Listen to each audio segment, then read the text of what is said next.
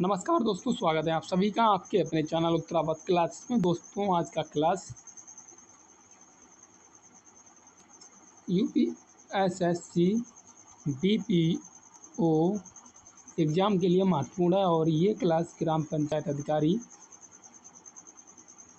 के लिए है। और जो बुक है ये यूथ कंपटीशन टाइम्स का बुक है और 2023-24 के लिए महत्वपूर्ण है। तो दोस्तों, परीक्षा रिफ्रेशर और इसमें 1532 वस्तुनिष्ठ प्रश्न है। अध्ययन सामग्री एवं प्रश्न कोश भी है। देख सकते हैं उत्तर प्रदेश अधीनस्थ सेवा चयन आयोग द्वारा आयोजित यूपीएसएससी बीपीओ ग्राम पंचायत अधिकारी परीक्षा रिफ्रेशर है। तो दोस्तों, हम चाहते हैं कि इस रिफ्रेशर को बारी बारी से क्लास लें और इसको ख़त्म किया जाए। अगर दोस्तों आप लोग सहयोग करेंगे तभी ऐसा हो पाएगा।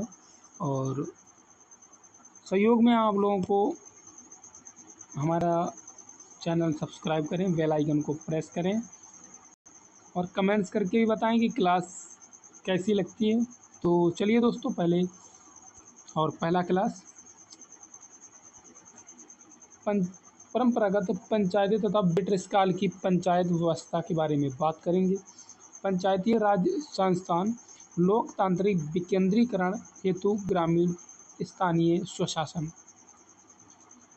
इतिहास को देखेंगे। इतिहास वैदिक युग था पहला, और वैदिक युग में पंचायत एक आध्यात्मिक व्यक्ति सहित 5 व्यक्तियों का समूह था। ऋग्वेद में 3 थे और इसमें सभा, समिति और विधत था। स्थानीय स्तर के लोकतांत्रिक निकाय। और दूसरा जो है महाकाव्य काल। महाकाव्य काल में रामायण और महाभारत था। रामायण में 2 भाग थे, जैसे प्रशासन 2 भागों में विभाजित था। एक था पुर, जिसे नगर कहा जाता था, और दूसरा था जनपद, जिसे ग्राम कहा जाता था। राज्य में जाति पंचायत भी होती थी और जाति पंचायत द्वारा निर्वाचित व्यक्ति राजा के मंत्रिपरिषद का सदस्य होता था। अगला जो था महाभारत। महाभारत में शांति पर्व से स्थानीय स्वशासन के पर्याप्त साक्ष्य हैं और ग्राम के ऊपर 10, 20, 100 और 1000 ग्राम समूह की इकाइयाँ थीं। ग्राम का मुख्य अधिकारी होता था और 10 ग्रामों का प्रमुख होता था। अगला जो तीसरे नंबर पर आता है प्राचीन कालीन इतिहास। प्राचीन कालीन जो इतिहास था, इसमें मौर्योत्तर और मौर्य काल था, और दूसरा जो था गुप्त एवं गुप्तोत्तर काल था। मौर्योत्तर काल में वृद्धों की एक परिषद की सहायता से ग्राम का मुखिया ग्राम का शासन चलाता था। अगला कौटिल्य के अर्थशास्त्र में ग्राम पंचायतों का उल्लेख है और मौर्य काल की प्रशासनिक व्यवस्था के बारे में देखेंगे। 10 ग्रामों के समूह को संग्रहण कहा जाता था। अगला जो है कह रहा है कि संपूर्ण जनपद के शासन को समाहर्ता कहा जाता था। समाहर्ता के ऊपर महामात्य होते थे। और अगला जो है प्रत्येक ग्राम का अलग अलग शासक होता था, जिसे ग्रामिक कहते थे। गुप्त एवं गुप्तोत्तर काल, इसमें जो था विषयपति, जिसे जिलाधिकारी कहा जाता था। ग्रामिक, जिसे ग्राम प्रधान कहा जाता था। अगला राज्य के सभी केंद्रीय विभागों का प्रमुख अधिकारी सर्वाध्यक्ष कहलाता था और पदाधिकारियों का सर्वश्रेष्ठ वर्ग, जिन्हें उच्च से उच्च पद पर नियुक्त किया जाता था और कुमार मात्य कहलाते थे। मध्यकाल में क्या था? तो मध्यकाल में सल्तनत काल और दूसरा मुगल काल था। सल्तनत काल में एक राज्य प्रांतों में विभाजित, जिन्हें विलायत कहा जाता था, और ग्राम प्रशासन को मुकद्दम या प्रशासन कहा जाता था। पटवारी को राजस्व संग्रह कहा जाता था। चौधरी पंचों की सहायता से विवाद समाधान करता था। मुगल काल के दौरान जातिवाद और शासन की सामंतवादी प्रणाली ने ग्रामीण स्वशासन को पतनोन्मुख किया था। अब एक एक करके पढ़ेंगे। ग्राम पंचायती राज यानी पंचायती राज। तो पंचायत राज का अर्थ होता है कि पंचायतों द्वारा गांव का शासन करना ताकि ग्रामों या गांव का पुनर्निर्माण हो सके। राधा कुमुद मुखर्जी ने ग्राम पंचायतों को प्रजातंत्र के देवता की संज्ञा दी थी और पंचायती राज का संबंध सत्ता के प्रजातांत्रिक विकेंद्रीकरण से है। स्वतंत्रता जो है प्राप्ति के बाद जनता को अधिक से अधिक शासन में सहभागी बनाने के लिए पंचायतों की भूमिका को स्वीकारा गया है और ग्रामीण समाज के विकास के लिए तथा आर्थिक व प्रजातांत्रिक स्वरूप प्रदान करने के लिए स्थापित व्यवस्था को पंचायत राज कहा जाता है।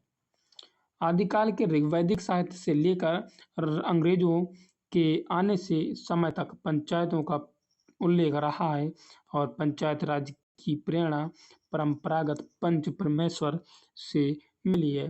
स्वतंत्रता प्राप्ति के पश्चात तो पंचायतों के पुनर्गठन में विशेष रुचि ली गई है और गांव की कल्पना एक आत्मनिर्भर स्वायत्त शासन तंत्र के रूप में की गई है। अगला जो भारत में पंचायती राज का उद्भव, तो भारत में पंचायत राज के इतिहास को विश्लेषणात्मक दृष्टिकोण से निम्नलिखित कालक्रमों में विभाजित किया जा सकता है, जैसा वैदिक युग और प्राचीन संस्कृत शास्त्रों में पंचायतन शब्द का उल्लेख मिलता है, जिसका अर्थ है कि आध्यात्मिक व्यक्ति सहित 5 व्यक्तियों का समूह। अगला जो है ऋग्वेद में स्थानीय स्वाइकाइयों के रूप में सभा समिति और विदत का उल्लेख मिलता है। ये स्थानीय स्तर के लोकतांत्रिक निकाय थे। राजा कुछ कार्यों और निर्णयों के संबंध में निकायों की स्वीकृति प्राप्त किया करते थे। महाकाव्य युग भारत के 2 महान महाकाव्य काल को इंगित करता है, रामायण और महाभारत। रामायण के अध्ययन से संकेत मिलता है कि प्रशासन 2 भागों में पुर और जनपद अर्थात नगर और ग्राम में विभाजित था।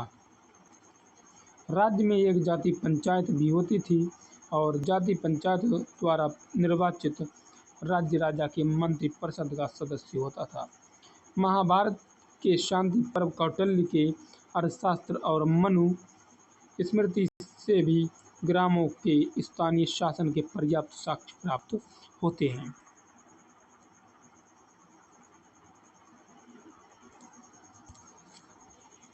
महाभारत के अनुसार ग्राम के ऊपर 10, 20, 100 और 1000 ग्राम समूह की इकाइयां विद्यमान थीं। ग्राम का मुख्य अधिकारी होता था, जबकि 10 ग्रामों का प्रमुख होता था और विनशय अधिपति, शतग्राम अध्यक्ष और शतग्राम पति क्रमशः 20 और 100 और 1000 ग्रामों का प्रमुख होते थे।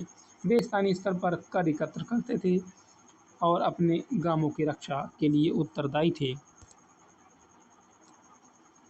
सबसे पहला था परिवार, जिसे मुखिया या कुलप कहा जाता था।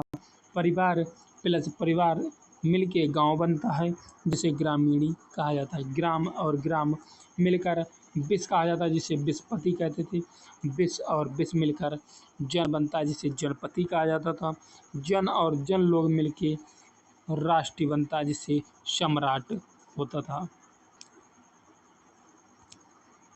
प्राचीन भारत में ग्रामीण विकास प्रशासन से संबंधित शब्दावलियां हैं, जैसे ग्राम शब्द का सर्वप्रथम उल्लेख वैदिक साहित्य में मिलता है और ग्रामीण जो है ग्राम प्रशासन अधिकारी होता था।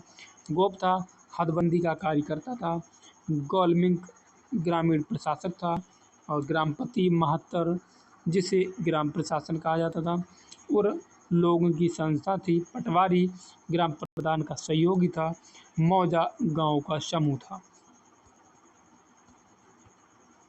अगला जो है प्राचीन काल कौटिल्य के अर्थशास्त्र में ग्राम पंचायतों का उल्लेख मिलता है। नगर को पुर कहा जाता था और इसका प्रमुख नागरिक होता था। स्थानीय निकाय किसी भी राजसी हस्तक्षेप से मुक्त थे। मौर्य और मौर्योत्तर काल में ग्राम का मुखिया वृद्धों की एक परिषद काउंसिल ऑफ एल्डर्स की सहायता से ग्रामीण जीवन में एक महत्वपूर्ण भूमिका का निर्वहन करता था। एक प्रणाली गुप्त काल में भी बनी थी, यद्यपि नामकरण में कुछ परिवर्तन हुए और इस काल में जिला अधिकारी को विसपति और ग्राम के प्रधान को ग्रामिक के रूप में जाना जाता था। प्राचीन भारत में स्थानीय शासन की एक सुस्थापित प्रणाली विद्यमान थी, जो परंपराओं की रीति रिवाजों की एक निर्धारित रूपरेखा के आधार पर संचालित होती थी। यहाँ ये उल्लेख करना भी महत्वपूर्ण है कि पंचायत के प्रमुख के रूप में यहाँ तक कि सदस्यों के रूप में भी स्त्रियों की भागीदारी का कोई संदर्भ प्राप्त नहीं होता है।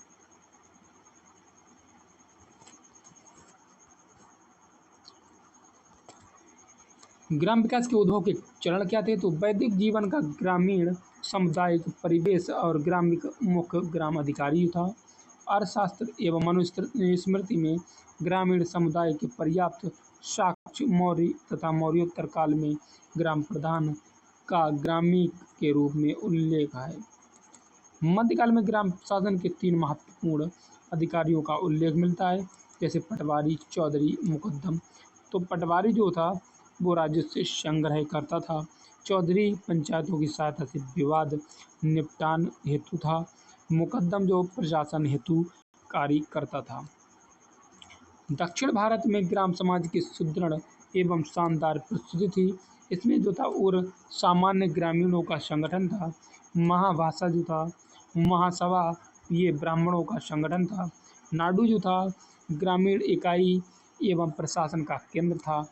अगला जो लॉर्ड मियो 1870 में स्थानीय संस्थाओं का उद्भव ग्रामीण स्तर पर 1882 में लॉर्ड रिपन द्वारा ग्रामीण संस्थानों को लोकतांत्रिक ढांचा प्रदान किया गया था। वर्ष 1919 में मॉन्टेग्यू चेम्सफोर्ड सुधार ने स्थानीय सरकार के विषय में प्रांतों के अधिकार क्षेत्र में स्थानांतरित कर दिया था। संविधान के अनुच्छेद 40 में पंचायतों के गठन का प्रावधान है। अगला मध्यकाल, तो सल्तनत काल के दौरान दिल्ली के सुल्तानों ने अपने राज्य को प्रांतों में विभाजित किया था, जिन्हें विलायत कहा जाता था। ग्राम के शासन के लिए 3 महत्वपूर्ण अधिकारी होते थे। प्रशासन के लिए मुकद्दम, राजस्व संग्रह के लिए पटवारी और पंचों की सहायता से विवादों के समाधान के लिए चौधरी था। अगला जो था, ग्रामों को सुशासन के संबंध में अपने अधिकार क्षेत्र के भीतर पर्याप्त शक्तियाँ प्राप्त थीं। मध्यकाल में मुगल शासन के तहत जातिवाद और शासन की सामंतवादी प्रणाली ने धीरे धीरे ग्रामीण सुशासन को नष्ट कर दिया था। मध्यकाल में भी स्थानीय ग्राम प्रशासन में स्त्रियों की भागीदारी का कोई उल्लेख प्राप्त नहीं होता है। ब्रिटिश जो काल था, प्रारंभ में ग्राम पंचायतों की स्वायत्तता समाप्त हुई और इसमें जो था 1870 में मियो इस प्रस्ताव से स्थानीय सुशासन की दिशा में प्रयास प्रारंभ हुआ। 1882 में लॉर्ड रिपन द्वारा स्थानीय संस्थाओं को लोकतांत्रिक ढांचा प्रदान किया गया था।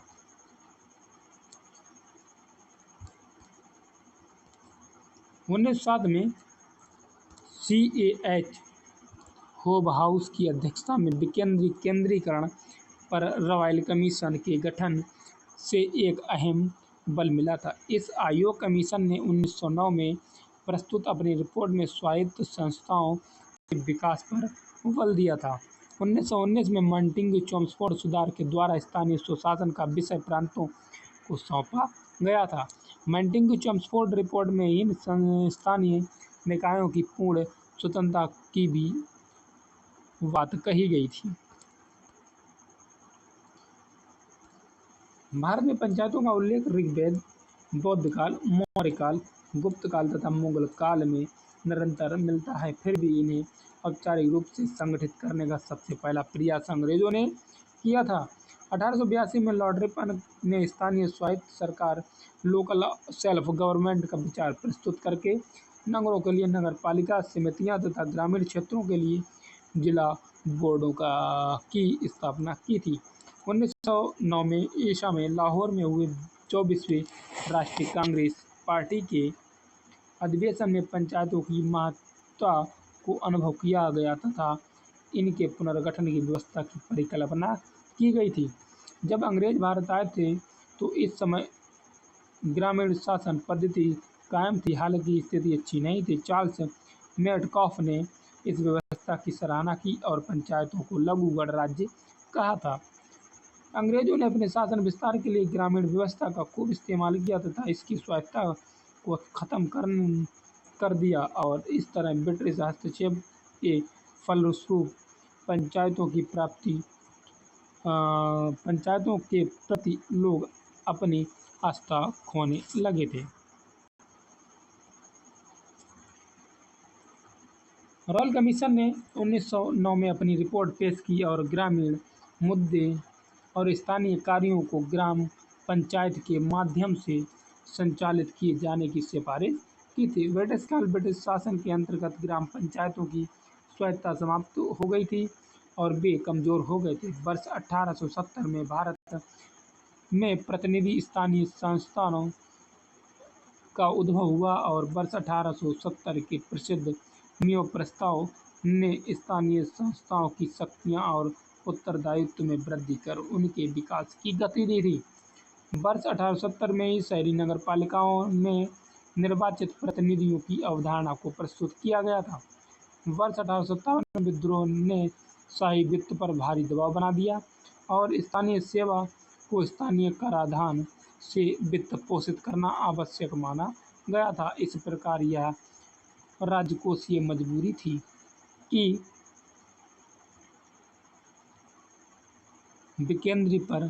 विकेंद्रीकरण पर लॉर्ड मियो के प्रस्ताव को स्वीकार कर लिया गया था।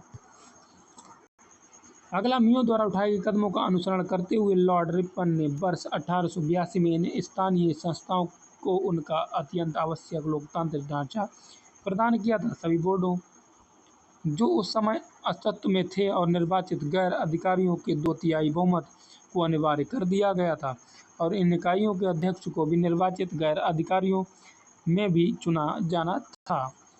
इसे भारत में स्थानीय स्वशासन का मैग्ना कार्टा कहा जाता था। वर्ष 1907 में स्थानीय स्वशासन संस्थाओं को CEH होब हाउस की अध्यक्षता में केंद्रीकरण का रॉयल कमीशन के गठन में अत्यंत बल मिला था। इस कमीशन आयोग ने ग्राम स्तर पर पंचायतों के महत्व को चिन्हित किया था। वर्ष 1919 के मैंटिंगू-चम्सफोर्ड सुधार में स्थानीय सरकार के विषय में 2 प्रांतों के अधिकार क्षेत्र में स्थानांतरित कर दिया था। इस सुधार में यह अनुशंसा भी की गई थी कि जहां तक संभव हो स्थानीय निकायों के पास एक पूर्ण नियंत्रण की क्षमता होनी चाहिए और वह नियंत्रण से उन्हें संभवतः पूर्ण स्वतंत्रता प्राप्त होनी चाहिए। इन पंचायतों के दायरे में ग्रामों की सीमितियां और संख्या थी और इनके कार्य की सीमितियां थी। संगठनात्मक और राजकोषीय बाधाओं के कारण ग्रामीण स्तर पर स्थानीय स्वशासन की लोकतांत्रिक और जीवंत संस्थाओं के रूप में परिणत न हो सकी। वर्ष 1925 तक 8 प्रांतों ने पंचायत अधिनियमों को पारित कर लिया था और वर्ष 1926 तक 6 देशी रियासतों ने भी पंचायत कानून पारित कर लिए थे। स्थानीय निकायों को अधिक शक्तियां दी गईं और करारोपण के अधिकारियों को कम कर दिया गया था। संविधान में पंचायतों के समावेशन को तत्कालीन नीति निर्माताओं को सर्वसम्मति प्राप्त नहीं थी और इसका सबसे प्रबल विरोध स्वयं संविधान निर्माता BR अम्बेडकर ने किया था।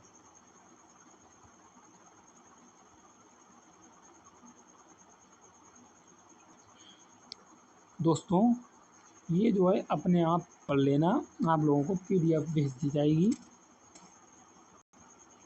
आगे चलते हैं और देखते हैं अगली क्लास के बारे में। अगला टॉपिक संविधान के अनुच्छेद 40 में पंचायतों का उल्लेख जो किया गया था, ये अनुच्छेद 246 के माध्यम से स्थानीय स्वशासन से संबंधित किसी भी विषय के संबंध कानून बनाने का अधिकार राज्य विधानमंडल को सौंपा गया था।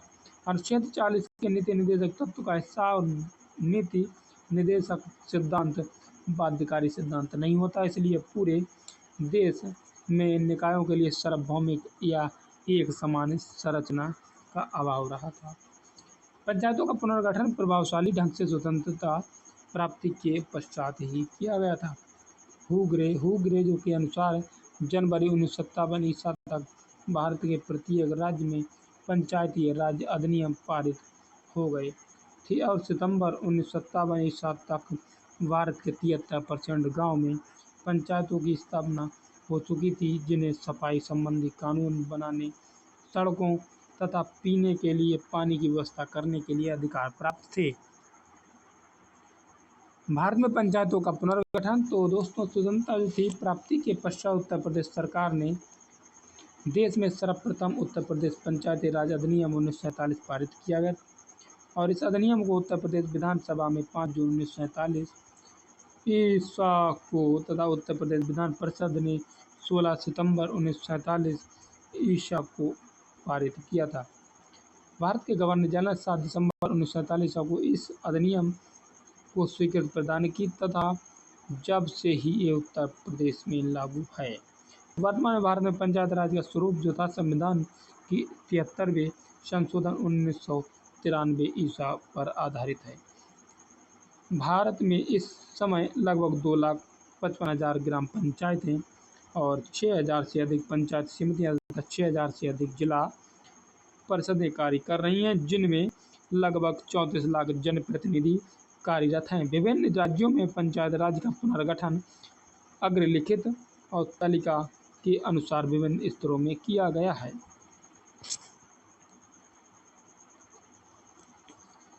चलिए, जम्मू एवं कश्मीर जो है ये त्रिस्तरीय राज्य है और इसमें जो है संस्थाएं हैं वो ग्राम पंचायत है, क्षेत्र पंचायत, जिला परिषद है। केरल जो है त्रिस्तरीय ग्राम पंचायत है, प्रखंड पंचायत है, जिला पंचायत है। मणिपुर है द्विस्तरीय है, ग्राम पंचायत है, जिला पंचायत है। त्रिपुरा में त्रिस्तरीय ग्राम पंचायत और ग्राम पंचायत के बाद पंचायत समिति और जिला पंचायत भी है। सिक्किम में द्विस्तरीय है, इसमें ग्राम पंचायत, जिला पंचायत है। बात उड़ीसा की करें तो इसमें त्रिस्तरीय ग्राम पंचायत है, पंचायत समिति है, जिला पंचायत है। अगला जो 7वां दादर एवं नगर हवेली है, द्विस्तरीय है, इसमें ग्राम पंचायत है, पंचायत समितियां हैं। दिल्ली में है एक स्तरीय नगर निगम ही है। पुडुचेरी में द्विस्तरीय ग्राम पंचायत है और अगला पंचायत समिति है। असम में त्रिस्तरीय है, इसमें गुवन पंचायत है, आंचलिक पंचायत है और जिला परिषद भी है। कर्नाटक त्रिस्तरीय ग्राम पंचायत, तालुका पंचायत और जिला पंचायत भी है। बात हरियाणा करें तो हरियाणा में त्रिस्तरीय ग्राम पंचायत, जिला पंचायत, पंचायत समितियां और जिला परिषद है। मध्य प्रदेश में त्रिस्तरीय ग्राम पंचायत, प्रखंड पंचायत, जिला पंचायत 3 है। छत्तीसगढ़ में त्रिस्तरीय ग्राम पंचायत, जनपद पंचायत, जिला पंचायत भी है। बिहार में त्रिस्तरीय ग्राम पंचायत, पंचायत समितियां, जिला परिषद। राजस्थान में त्रिस्तरीय ग्राम पंचायत, पंचायत समिति, जिला परिषद 3 है। बात उत्तर प्रदेश की करें तो इसमें भी 3 स्तरीय है, त्रिस्तरीय ग्राम पंचायत, पंचायत समितियां और जिला परिषद है। 18 जो है हिमाचल प्रदेश, इसमें त्रिस्तरीय ग्राम पंचायत है, पंचायत समितियां और जिला परिषद है। पंजाब में त्रिस्तरीय ग्राम पंचायत, पंचायत समिति, जिला परिषद भी है। उत्तराखंड में त्रिस्तरीय ग्राम पंचायत, पंचायत समिति, जिला परिषद 3 है। झारखंड की अगर बात करें तो झारखंड त्रिस्तरीय है, त्रिस्तरीय में ग्राम पंचायत, पंचायत समिति और जिला परिषद है। महाराष्ट्र में त्रिस्तरीय ग्राम पंचायत, पंचायत समिति, जिला परिषद।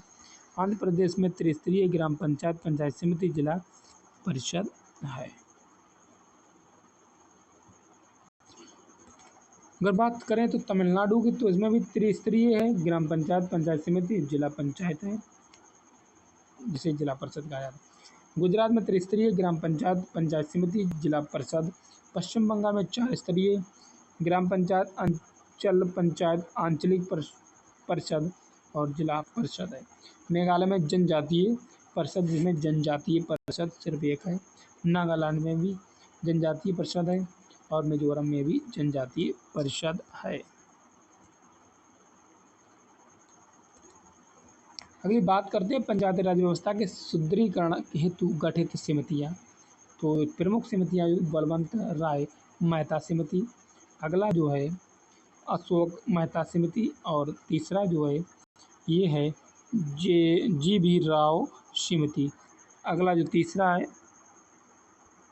चौथा जो है ये एल.एम. सिंघवी समिति, और पांचवा जो है पी.के. थुंगन समिति। एक एक को पढ़ेंगे और जानेंगे क्या क्या है। तो इसका गठन जो हुआ था 1957 में। इसके जो प्रमुख तत्व थे वो त्रिस्तरीय पंचायत राज पद्धति की स्थापना पर थे। इसमें जो त्रिस्तरीय में थे, ग्राम पंचायत, पंचायत समिति, जिला परिषद थे। ग्राम स्तर का था और ब्लॉक स्तर का था, जिला स्तर, जिला परिषद था। तथ्य क्या थे? तो ग्राम पंचायत की स्थापना प्रत्यक्ष रूप से चुने गए प्रतिनिधि द्वारा होती थी। पंचायत समिति और जिला परिषद का गठन अप्रत्यक्ष रूप से चुने गए सदस्यों द्वारा होता था। जिला परिषद का अध्यक्ष जिलाधिकारी होना चाहिए था। समिति की सिफारिश का राष्ट्रीय विकास परिषद द्वारा 1958 में स्वीकार किया गया था। अगला जो है ये है अशोक मेहता समिति। इस समिति की गठन जो हुआ था 1977 में हुआ था। इसके प्रमुख तत्व जो थे, दो स्तरीय पंचायत राज पद्धति थी, जिला परिषद और मंडल पंचायत। इसमें जिला स्तर पे थे। 15 से 20 हज़ार की जनसंख्या वाले ग्राम समूह होते थे। इसकी रिपोर्ट 1978 में सौंपी गई थी। अगला जो है ये जी.बी. राव समिति थी। इसका गठन जो था 1985 में था। इसका जो प्रमुख तथ्य जो है, केंद्र व राज्य की सरकार की योजना की विकेंद्रीकरण। इस समिति ने पंचायत राज व्यवस्था को बिना जड़ की घास कहा था। जिला विकास आयुक्त के पद के सृजन की सिफारिश की थी। अगला जो है एल.एम. सिंघवी समिति। इसका गठन 1986 में। प्रमुख तत्व जो थे, त्रिस्तरीय पंचायत राज पद्धतियाँ थे, ग्राम, ब्लॉक और जिला। अगला जो पंचायत राज संस्थाओं के संवैधानिक मान्यता देने की सिफारिश कर दी थी। ग्राम समूह हेतु न्याय पंचायतों की स्थापना, नियमित, स्वतंत्र एवं निष्पक्ष चुनाव। अगला पी.के. थुंगन समिति। इसका गठन 1988 में और त्रिस्तरीय पंचायत व्यवस्था थी। ग्राम, प्रखंड, जिला होते थे। त्रिस्तरीय पंचायत तो आप पढ़ चुके हैं। चलिए दोस्तों आगे की ओर देखते हैं, बात करते हैं। पंचायत राज संबंधी महत्वपूर्ण समितियां इस प्रकार हैं। समितियां जो बलवंत राय मेहता की जो समिति थी 1957, और इसका जो कार्य था सामुदायिक विकास कार्यक्रम के क्रियान्वयन की समीक्षा करना था। बी.आर. राव समिति 1960 में, और इसका जो कार्य था पंचायत संबंधी सांख्यिकी तर्क संगता थी। बी.एस.बी. मिश्रा 1961 में, और पंचायत एवं सहकारिता का अध्ययन दल था। बी. ईश्वरन 1961 में, पंचायत राज प्रशासन का अध्ययन दल था। जी.आर. राजगोपाल 1962, और इसका जो कार्य था न्याय पंचायत के गठन का अध्ययन दल था। आर. दिवाकर 1963, ग्राम सभा की स्थिति की समीक्षा।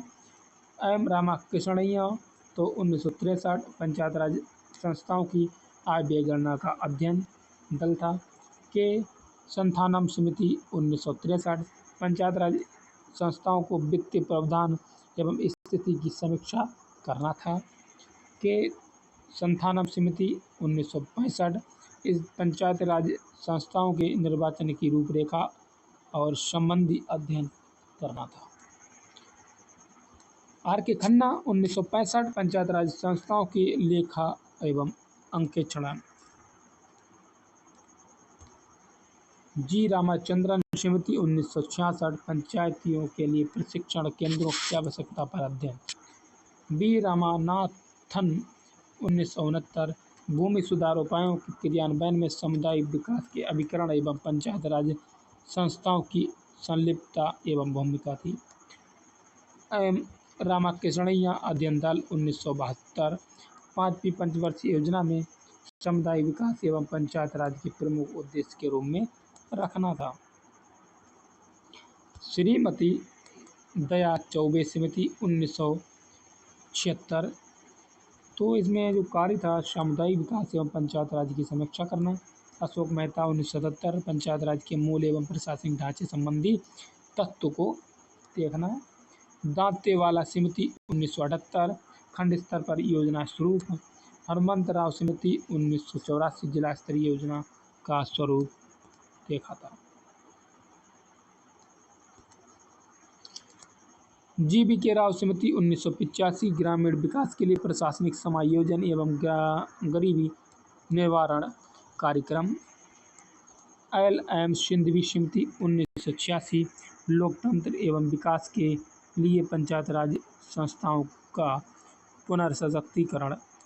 PK थोंगन समिति 1988 स्थानीय निकायों की संवैधानिक मान्यता की अनुशंसा करना था। तो दोस्तों हम चाहते हैं कि आज के लिए इतनी ही क्लास, और मिलते हैं अगली क्लास में। नमस्कार दोस्तों, और हमारे चैनल को सब्सक्राइब करें, बेल आइकन को प्रेस करें। क्लास अच्छी लगी हो तो कमेंट्स करके बताएं। तो मिलते हैं, नमस्कार दोस्तों।